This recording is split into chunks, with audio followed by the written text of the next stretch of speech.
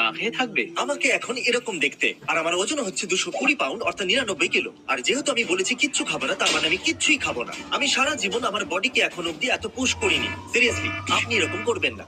ডাক্তারদের একটা টিম প্রতিদিন আমাকে নজরে রাখছিল। ওরা সব সময় আমার ভাইটালস চেক করছিল, যেমন এরকম, যাতে আমার হার্ট অ্যাটাক বা ওইরকম কিছু না হয়। Thanks doctors. আর যদি আগামী 30 দিনের মধ্যে আমি কিচ্ছু খাই, তাহলে ক্রিস আমাকে ন্যাড়া করে দিও। কি সত্যি? মাই ও গড 30 দিন না খেয়ে থাকতেই পারবে না। ওর চুলগুলো গেল, চ্যালেঞ্জ অফিসিয়ালি শুরু হয়ে গেছে। তাহলে এগুলোর কি প্রয়োজন? ঠিক বলেছো, যদি আগামী 30 দিন আমি কিচ্ছু না খাই, তাহলে এত খাবারের কি প্রয়োজন? চাইলে কিছু খেতে পারো, একদম নয়। আবার ভেবে নাও। আমি কিচ্ছু খাবো না। চলো এই খাবারগুলোকে একটু সরিয়ে দেওয়া যাক। আবার ভেবে নাও। সত্যি এই সব জিনিসগুলোকে সরিয়ে দাও। আমি এখন এই বাড়িতে 1 ক্যালোরিও চাই না। কোনো জিমি, খাবার একটা চাই না প্রশ্ন। বলছে। যদি কোনো মাছি তোমার মুখের মধ্যে ঢুকে যায় আর ওটাকে তুমি গিলে ফেলো, তাহলে কি খাওয়া মানা হবে? হয়তো হ্যাঁ। দেখেছেন, আমরা এতটা সিরিয়াস। খাবারের